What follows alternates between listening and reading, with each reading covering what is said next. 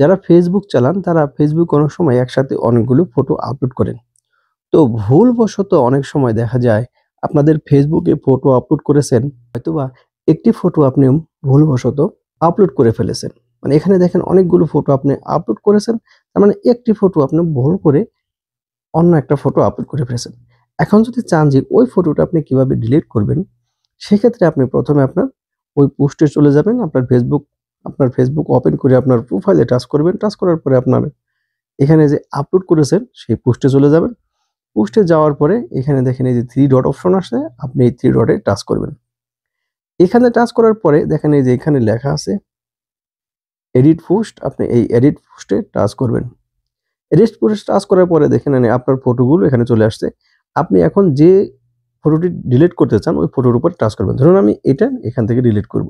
এটা যখন টাচ করবেন দেখেন এই যে কর্নারে এরকম একটা ক্রস চিহ্ন চলে আসছে। আপনি এই ক্রস চিহ্নতে টাচ করলে এটা ডিলিট হয়ে যাবে। দেখেন আমি এটা ডিলিট করে দিলাম। তার মানে ওই পোস্টটা আমার এখানে নাই। যখন এখানে ডিলিট হয়ে যাবে তখন আপনি এই যে উপরে অপশন এখানে ডান লেখা আছে, আপনি এখানে ডান করে দিবেন। যখনই ডানে টাচ করবেন তখন ওই পোস্ট থেকে কিন্তু আপনার ওই অতিরিক্ত ফটো বা ভিডিও যেটা আপনি ভুলবশত আপলোড করে ফেলেছেন সেটা ডিলিট হয়ে যাবে। তো ডিলিট করার পরে তখন আপনি লাস্ট ফাইনাল মোমেন্টে গিয়ে এখানে সেভ অপশন আসবে। সেভ অপশনে গিয়ে যখন এখানে সেভ করে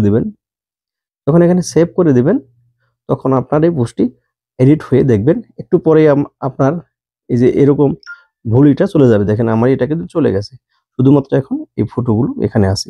তো বন্ধুরা, এই ছিল আজকের এই ভিডিও দেখে যদি আপনাদের বিন্দু পরিমাণ উপকার হয়ে থাকে অবশ্যই শেয়ার করে আপনার বন্ধুদের জানিয়ে দিবেন। ধন্যবাদ, দেখা হবে পরবর্তী কোনো ভিডিওতে। ততক্ষণ পর্যন্ত ভালো থাকবেন। আল্লাহ হাফেজ।